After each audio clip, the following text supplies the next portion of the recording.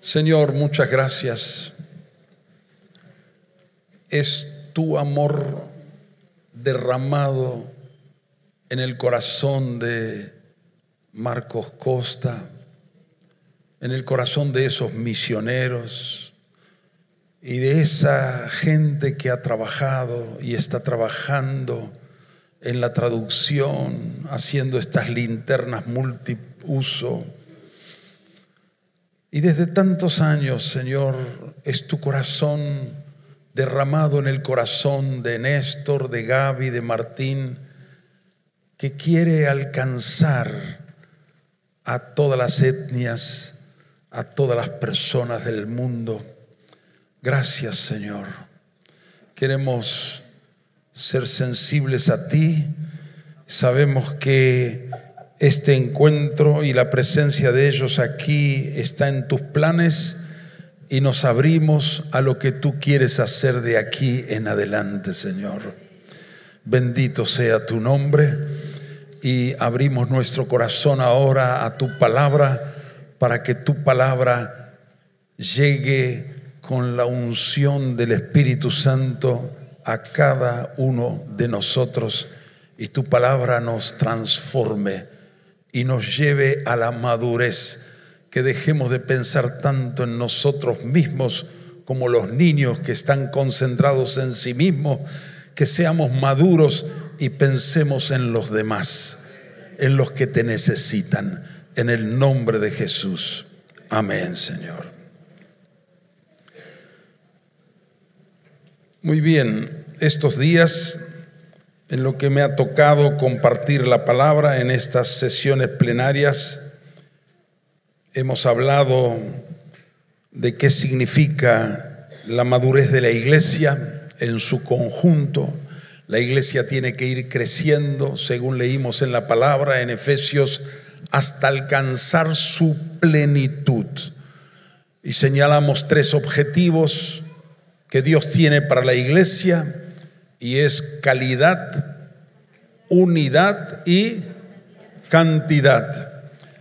Tanto a nivel personal, ayer hablamos de la santidad, que es el término bíblico por calidad, y hemos hablado el primer día de nuestras 2 referencias absolutas para el desarrollo de la iglesia, que uno es el proyecto eterno de Dios, donde Dios se propuso tener una iglesia que tuviera estas 3 características: santa, una y multitudinaria, una iglesia grande para su gloria. Así que en el proyecto de Dios está la calidad, la unidad y la cantidad. Y luego vimos la referencia futura, la referencia de la iglesia ya acabada. Lo bueno del asunto es que nosotros conocemos ya el final del libro, el final de la película. Ya sabemos cómo la historia va a terminar, porque Dios, como sabe cómo es el futuro, nos fuimos a Apocalipsis capítulo 21, cuando el ángel le dice a Juan: ven y te mostraré a la desposada, a la esposa del Cordero. Y el ángel lo llevó a un monte alto y Juan vio descender del cielo. ¿Qué vio descender? Le va a mostrar la esposa del Cordero. ¿Cuál es la esposa del Cordero? La iglesia. ¿Y cuál era esa iglesia? ¿Qué es lo que vio Juan? Una ciudad, la Nueva Jerusalén, llena de la gloria de Dios, resplandeciendo como una piedra de jaspe. Algunas versiones más modernas traducen como diamante. Esa era la ciudad que él vio. Y allí describe en Apocalipsis 21 cómo era esa ciudad, llena de la gloria de Dios, con calles de oro, con puertas de perla. Sus fundamentos eran piedras preciosas. Juan nos vio a nosotros. Amén. Vio la iglesia ya acabada. Es el último capítulo de la historia. Y vemos en esa visión que Juan tuvo, que el ángel le mostró, la iglesia con estas tres características otra vez: calidad, ¿qué más? Unidad, porque era una sola ciudad, y también cantidad, el tamaño.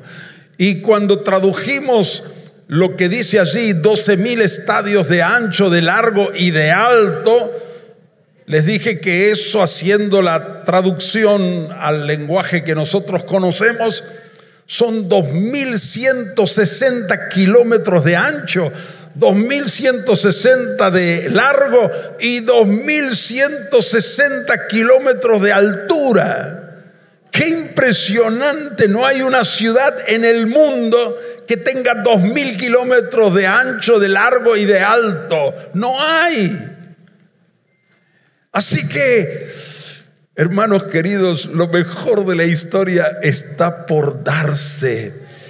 Bendito sea el Señor. En los últimos tiempos va a ser predicado el evangelio del reino a todas las naciones, y entonces vendrá el fin. En los postreros días Dios va a derramar de su espíritu sobre toda carne. Y dijimos el primer día que aún al final del tiempo de los gentiles, de las naciones, se va a convertir Israel. Aquellos que rechazaron a Jesús como Mesías se van a arrepentir, se van a dar cuenta que se equivocaron y van a creer que Jesús es el Mesías, y ahí se va a producir todavía el avivamiento más grande que jamás se conoció en la historia. Millones y miles y millones van a convertirse. Bendito sea el Señor. Amén.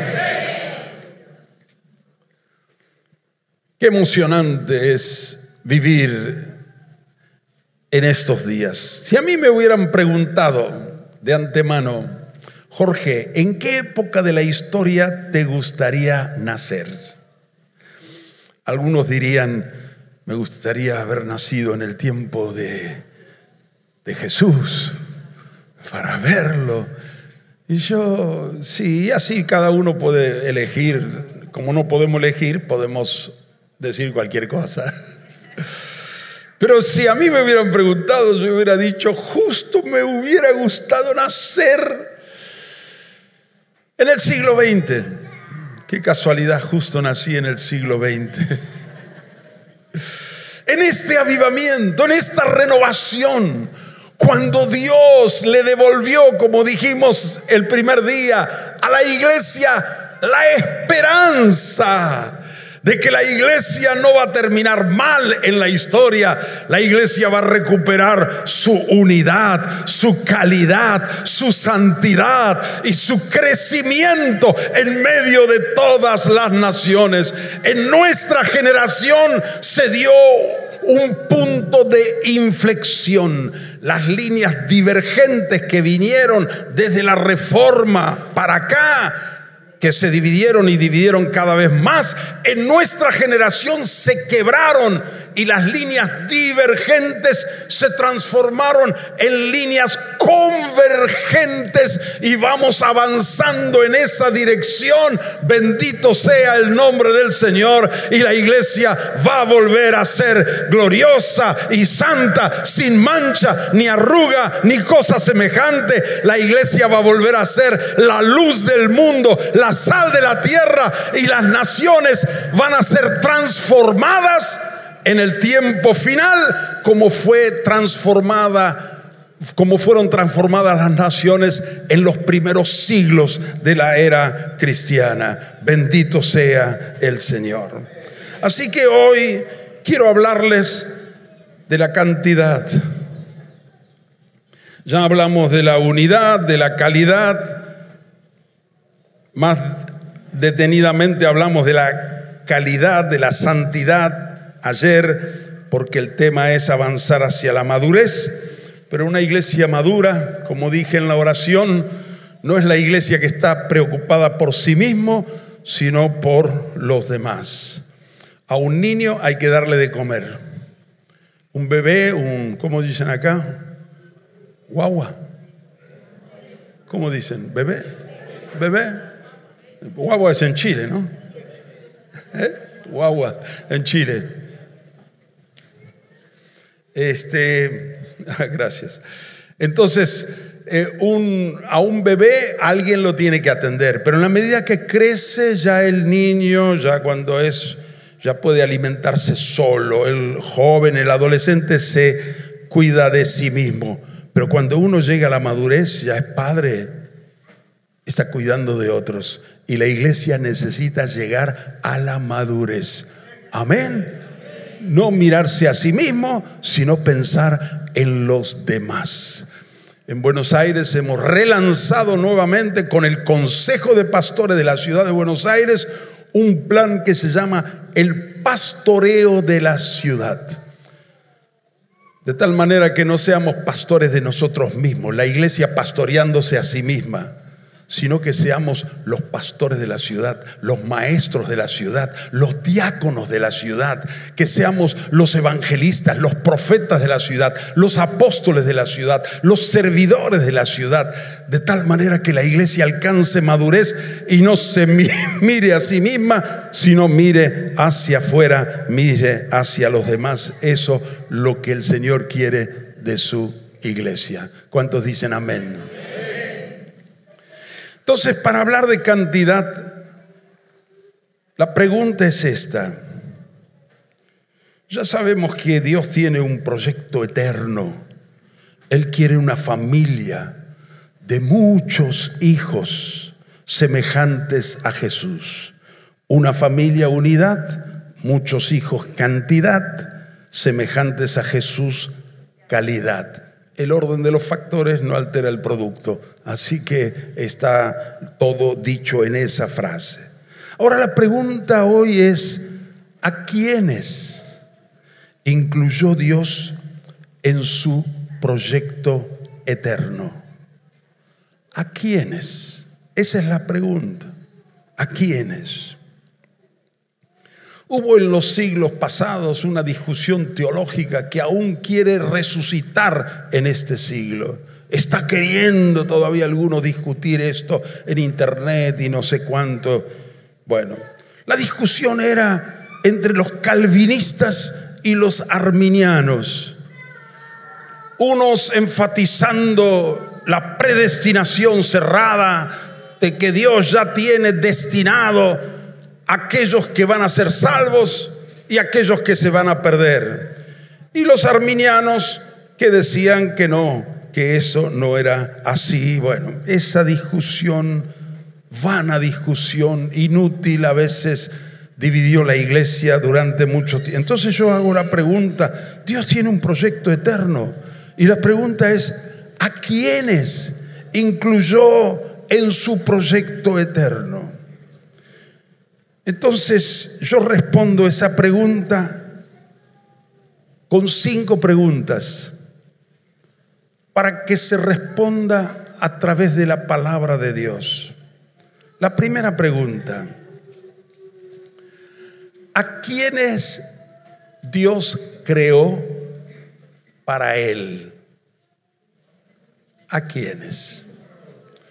Cuando en Génesis 1 creó y Dios dijo: hagamos al hombre y a la mujer a nuestra imagen y semejanza. ¿Cuál era el plan de Dios? Ese hombre y esa mujer, con la imagen, con el carácter de Dios, se multipliquen y llenen la tierra de hombres y mujeres con la imagen y semejanza de Dios. Sabemos que esto no fue así porque infelizmente ya en el capítulo 3 de Génesis el hombre y la mujer pecaron y esa imagen se desfiguró, se arruinó. Pero el plan original de Dios, ¿cuál era? Que todos tengan la imagen, todos puedan llenar esta tierra con este carácter, que seamos todos parecidos a Jesús. La Biblia en Romanos 11:36 declara porque de Él y por Él y ¿para quién? Para Él son todas las cosas. Todo fue creado por Dios. Por lo tanto, todo es de Dios y todo es para Dios. Cada árbol manifiesta la gloria de Dios. Cada estrella, cada animal, cada pececillo que va por los ríos o los mares fue creado por Dios y es para Dios. Todo le pertenece a Él. Con mucho más razón, cada criatura que nace, cada ser humano fue creado por Dios, es de Dios y es para Dios. Dice Salmo 24:1: de Jehová es la tierra y su plenitud, el mundo y los que en él habitan. Y los que en él habitan, todos los habitantes del mundo son de Dios, porque fueron creados por Dios y todo es para Dios. ¿Cuántos dicen amén? Muy bien, vamos a la segunda pregunta,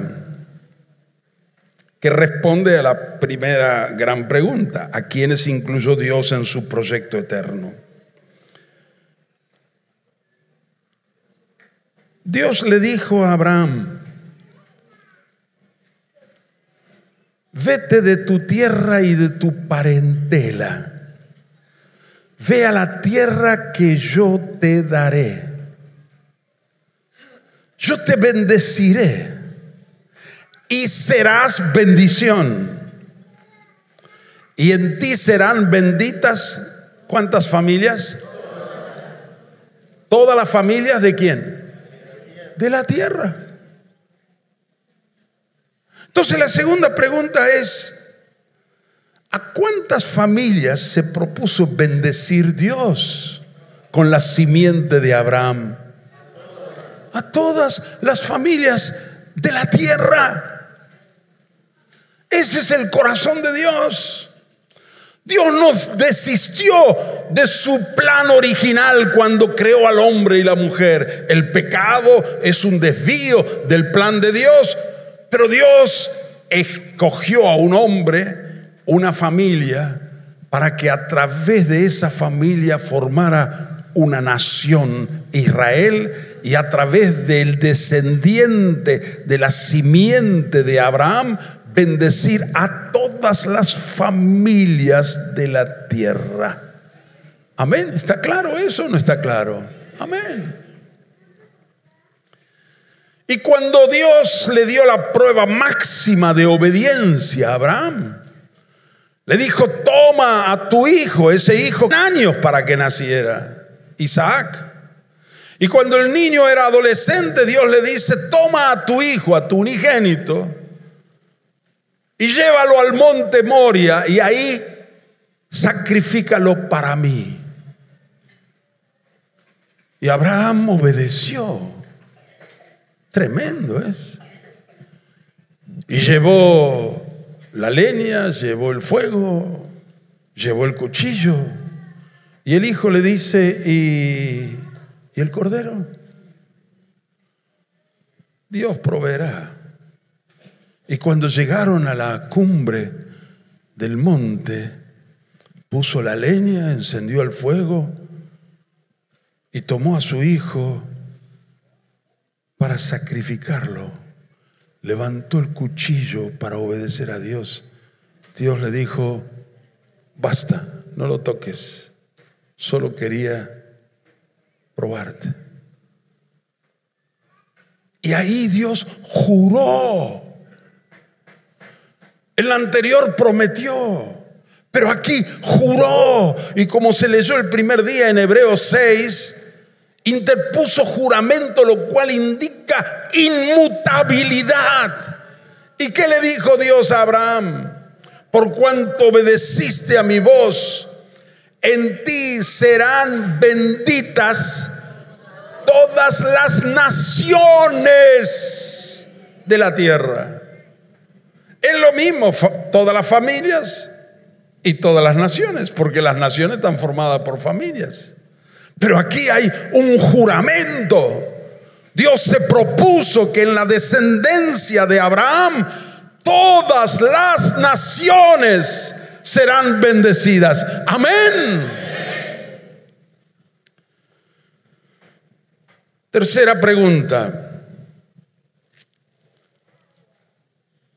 ¿por quiénes murió Jesús en la cruz?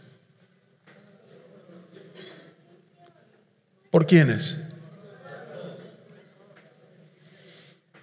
Cuando decimos nosotros, ¿a quiénes incluimos? Cuando Isaías dice en el capítulo 53, todos nosotros nos descarriamos como ovejas, cada cual se apartó por su camino, mas Jehová cargó en él el pecado de todos nosotros. Ese todos, ¿a quién abarca?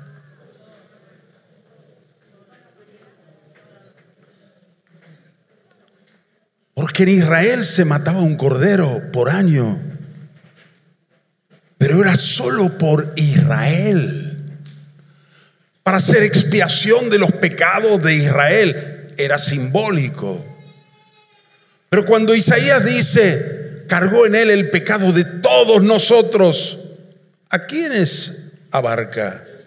No está claro en Isaías, porque dice todos nosotros. Podría pensarse, como Isaías era hebreo, podría significar a todos los israelitas. Pero cuando Juan el Bautista, el último de los profetas del Antiguo Testamento, ve a Jesús llegar, levanta la voz y dice: he aquí el Cordero de Dios que quita ¿qué? El pecado del mundo. No de Israel, del mundo. Ahí se aclara lo que Isaías dijo cuando dice cargó en él el pecado de todos nosotros. No era como el corderito que mataban en Israel cada año en el día del Yom Kippur, el día del perdón, sino de todas las naciones, de todo el mundo. Y dice también Pablo en 2 Corintios capítulo 5, porque Dios estaba en Cristo reconciliando consigo ¿a quién? Al mundo, no tomando en cuenta a los hombres sus pecados. Así que Cristo es el Cordero que quitó el pecado del mundo. En Cristo Dios estaba reconciliando consigo al mundo. ¿Cuántos dicen amén? ¿Por cuántos murió Jesús? Por todos. Muy bien. La cuarta pregunta: ¿a quiénes nos envió a predicar Jesús resucitado? Cuando Jesús resucitó entre los muertos, se apareció a sus discípulos y les dijo: id por todo el mundo y predicad el evangelio a toda criatura. Así que a todo el mundo, a toda criatura. Y Mateo lo dice con otras palabras: toda potestad me es dada en el cielo y en la tierra, por lo tanto, id y haced discípulos. ¿A quiénes? A todas las naciones. En el griego todavía es más específico. Dice a todas las etnias. Así que la orden es llevarle la buena noticia a todos y hacer discípulos a todas las etnias, a todas las naciones.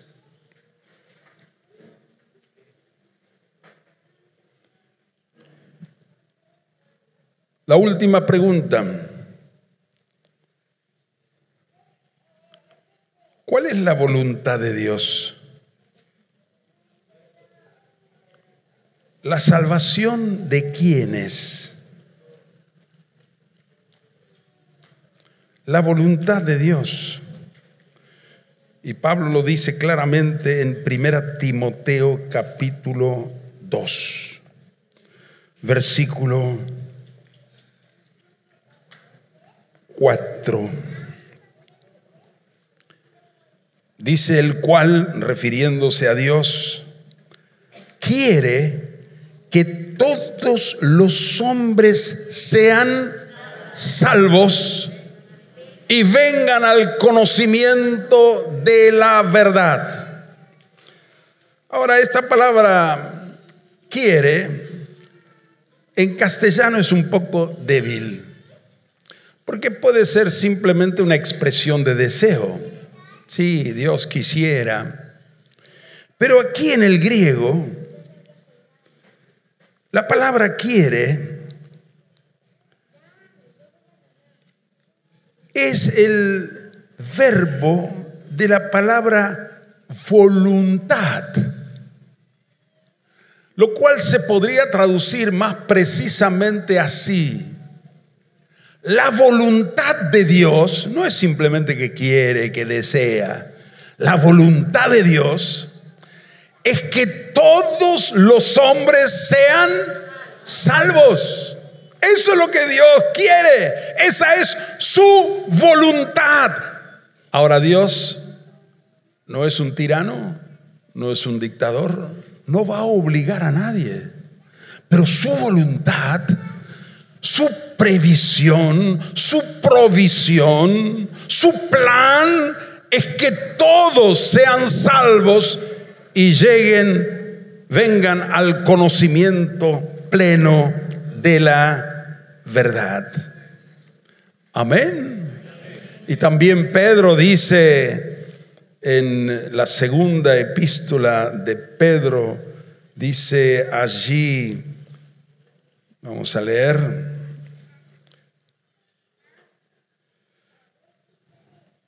versículo 9, 3:9, segunda Pedro 3:9, dice: el Señor no retarda su promesa, según algunos la tienen por tardanza, sino que es paciente para con todos, para con nosotros, no queriendo que ninguno perezca, sino que todos procedan al arrepentimiento.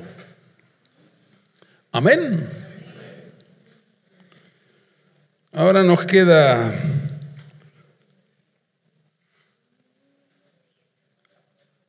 una cuestión más, quizás la más delicada. Y está en primer capítulo de Efesios. Vamos a leer versículos 4, 5 y 6.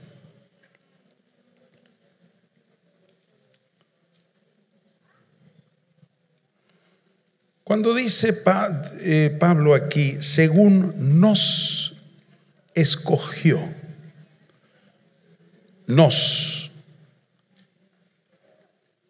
primera persona plural, nos escogió en Él, en Cristo, antes de la fundación del mundo, para que fuésemos santos y sin mancha delante de Él. En amor, habiéndonos, versículo 5, predestinado para ser adoptados hijos suyos por medio de Jesucristo, según el puro afecto de su voluntad. Ahí viene la cuestión.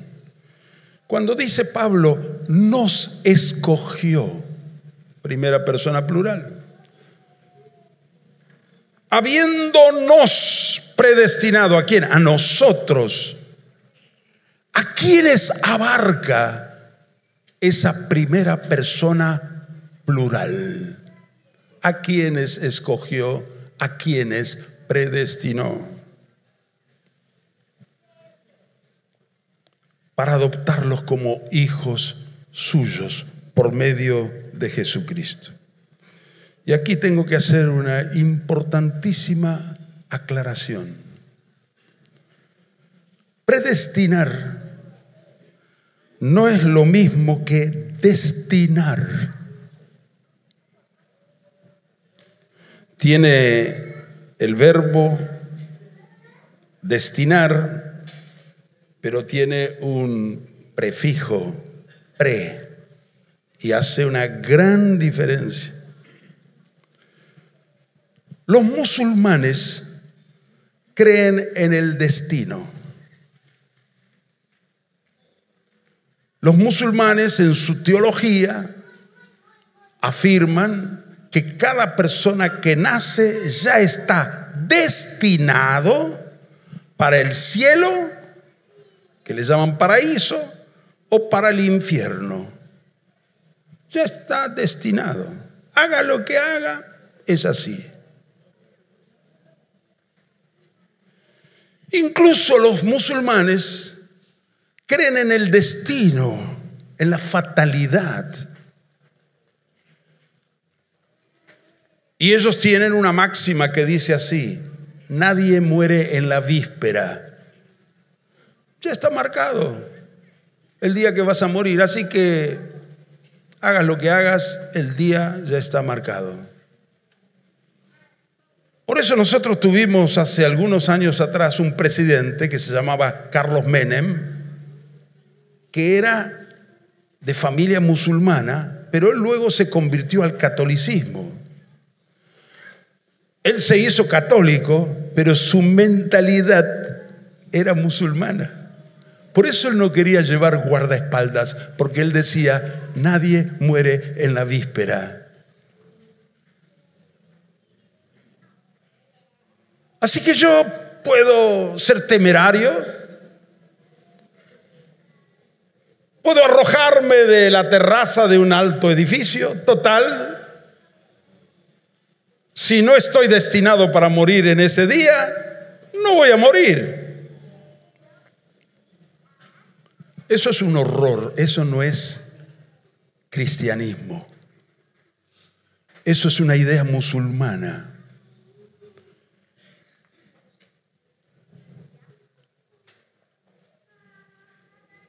Yo puedo tener ahora un revólver, ponerlo en mi sien y pegarme un tiro y caer muerto. ¿Era la voluntad de Dios? Digo, ¿era o no? No.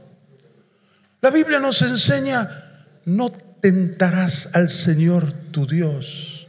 ¿No le dijo el diablo a Jesús cuando le llevó al pináculo del templo: salta porque escrito está? ¿Qué le respondió Jesús? No tentarás al Señor tu Dios. Dios nos enseña a ser cuidadosos, a ser prudentes, porque no hay un destino marcado. Aquí habla de predestinación, pero lamentablemente esta idea musulmana contaminó el pensamiento cristiano. ¿Cómo? ¿Cuántos siglos España estuvo dominada por los musulmanes? El sur de Italia, Grecia, Bulgaria, Turquía, Armenia, siglos estuvieron dominando. Y esa idea del destino contaminó y los cristianos, aún teólogos, se confundieron predestinación con destinación, predestinar con destinar. Los musulmanes creen en el destino, los cristianos no creemos en el destino. Y entonces, ¿qué es predestinar? Es preasignar. Dios a todos los que creó les dio un destino de antemano, que sean sus hijos. Amén. Que sean salvos, que vayan al cielo, que formen parte de la familia de Dios. Nadie fue predestinado a pecar, a ir al infierno. Cuando Jesús en Mateo 25 habla del juicio de las naciones, y los de a la derecha dice las ovejas, y los de la izquierda los llama cabras. ¿Cómo? Lo de la izquierda, perdón. ¿Qué le dice a ellos? Al fuego eterno. Y agrega, preparado para el diablo y sus ángeles. Dios no creó el infierno para los hombres, sino para el diablo y sus ángeles. Pero Dios no puede obligar a nadie a que sea su hijo. No puede obligar a nadie a que vaya al cielo. Dios hizo todo el gasto, todo el sacrificio, mandando a su hijo para que todos sean salvos. Pero Dios respeta la voluntad del hombre que creó a su semejanza. Y el hombre tiene que decidir si acepta a Jesucristo como el Hijo de Dios, como su Señor. Amén. Tiene que tomar la decisión y Dios tiene que respetar. Si no, violaría su naturaleza. Dios respeta la voluntad de las personas. Así que cuando Pablo dice, nos escogió, nos predestinó para adoptarnos a sus hijos, se refiere a todos. Predestinar es como preasignar. Imaginemos que una empresa construye 100 casas para sus obreros y busca los mejores en calificación como obreros y les preasigna un departamento a cada uno. ¿Puede la empresa obligarle a que tome esa casa? No. Le preasignó. Ahora depende del obrero que lo acepte. Sería necio si no lo aceptara, porque el departamento es excelente, el precio es bajísimo, la forma de pago es muy cómoda, pero el obrero tiene que decir sí quiero. Fueron preasignados, no asignados, porque eso sería una imposición. Dios no impone la salvación a nadie. Amén. ¿Queda clara la idea? Así que Dios quiere la salvación de todos, a todos predestinó. Por eso dice, vayan y lleven esta buena noticia a todos. La buena noticia del reino de Dios. El que creyere y fuere bautizado será salvo. El que no creyere será condenado. ¿Qué vamos a hacer? No podemos imponer. Por eso, queridos hermanos, ahora voy al punto final y principal de esta palabra. Dios quiere la salvación de todos. Preparó la salvación para todos.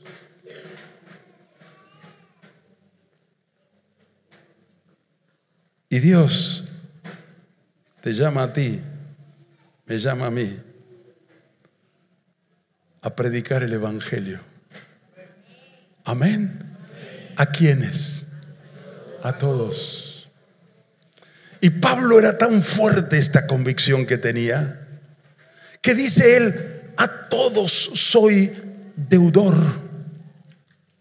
En cuanto a mí, estoy pronto para anunciarles el evangelio a ustedes también que están en Roma, porque no me avergüenzo del evangelio, porque es poder de Dios para salvación a todo aquel que cree.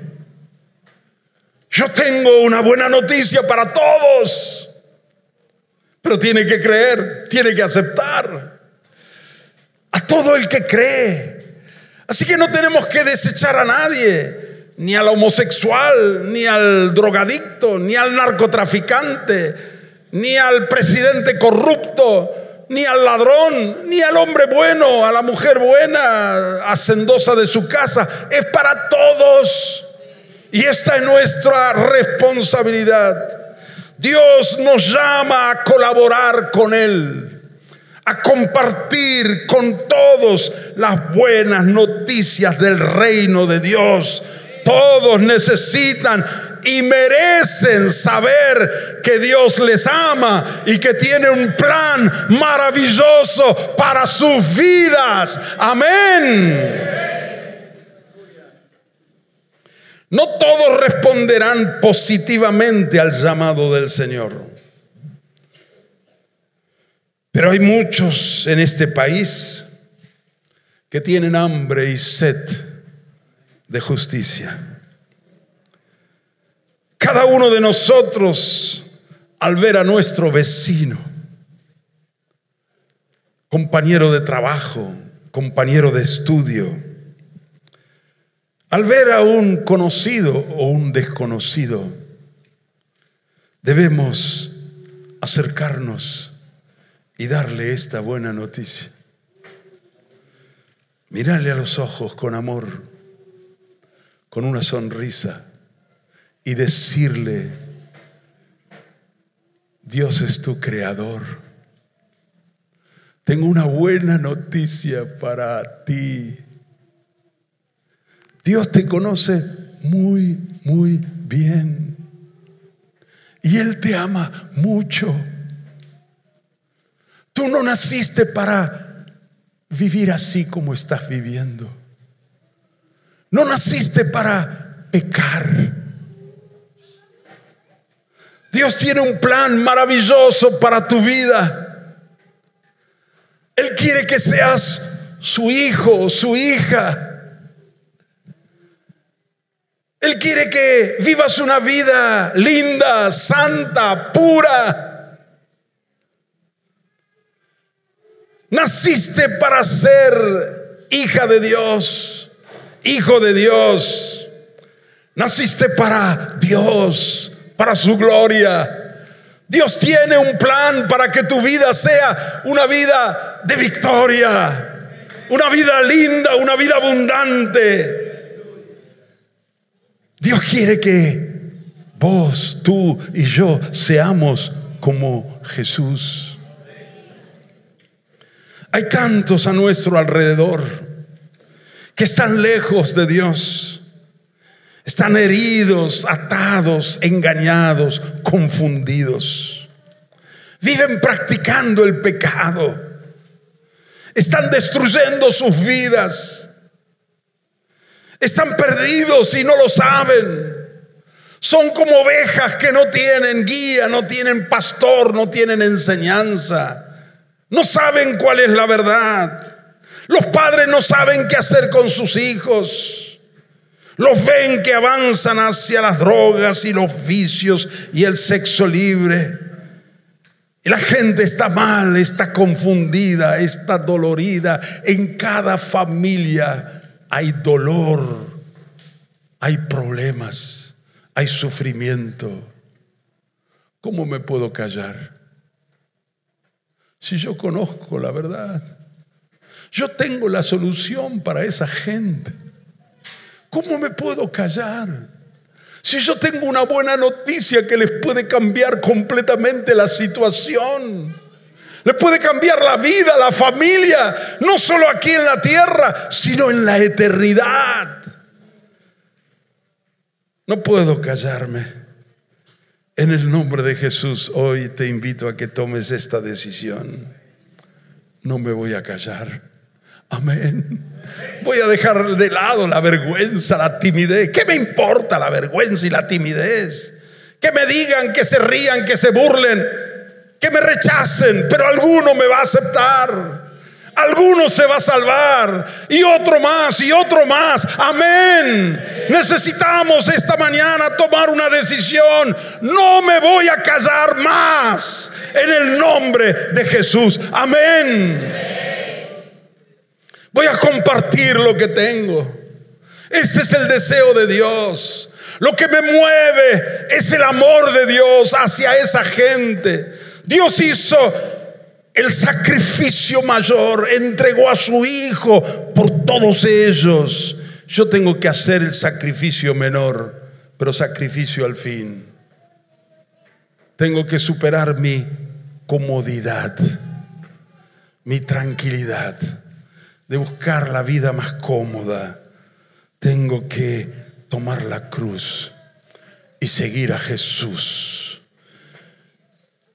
Amén. Dios quiere cantidad con calidad y en unidad. Así que, hermanos, todos están incluidos en el proyecto de Dios. Desde antes de la creación del universo, Dios pensó en cada persona. Los conoció, los amó, los escogió en Cristo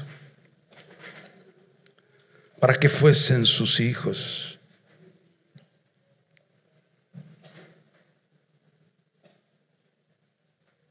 Para que fuesen parte de la familia de Dios, hijos de Dios, hermanos de Jesús, hermanos nuestros, transformados a la imagen de Cristo. Así que, hermano o hermana, Dios quiere usar tu vida como canal para que su salvación alcance a muchos. Hoy, de nuevo, conságrate a Dios para servirle. Ora por los perdidos. Ámalos. Ten un cuaderno de oración por los perdidos. Ora con nombre, si sabes el nombre, y si no, alguna característica de la persona. Haz la lista y ora todos los días por ellos. Y pide a Dios que te dé alguna palabra, alguna idea, alguna forma mejor de aproximarte. Tenés que entrar de lleno a esta tarea, a esta misión. Acércate a esas personas por las cuales estás orando.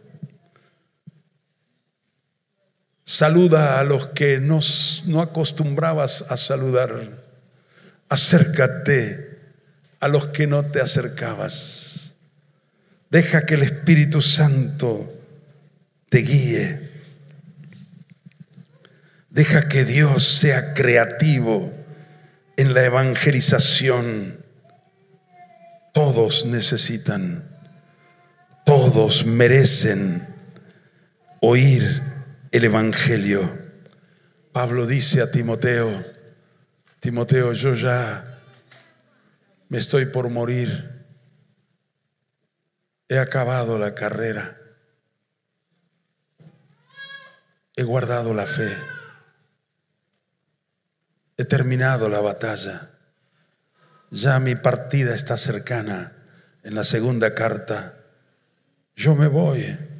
Pero Timoteo, te pido una cosa. Delante de Dios y delante del Señor Jesucristo, que juzgará a los vivos y a los muertos, te conjuro que prediques la palabra a tiempo y fuera de tiempo. Cuando a ti te parece que no es el tiempo, siempre es el tiempo. Amén. Así que Timoteo, yo me voy, pero predica la palabra a tiempo y fuera de tiempo. Haz la obra de evangelista. Cumple tu ministerio. Amén. Y Dios a todos nosotros nos ha hecho evangelistas para que prediquemos la palabra. No me refiero evangelista como ministerio especial, sino el ministerio común a todos los santos. Amén. Así que, querido hermano, hoy quiero orar por ti para que seas un verdadero evangelista. Amén. Si tomas la decisión de decir, yo no me voy a callar, por favor ponte de pie, quiero orar por todos ustedes.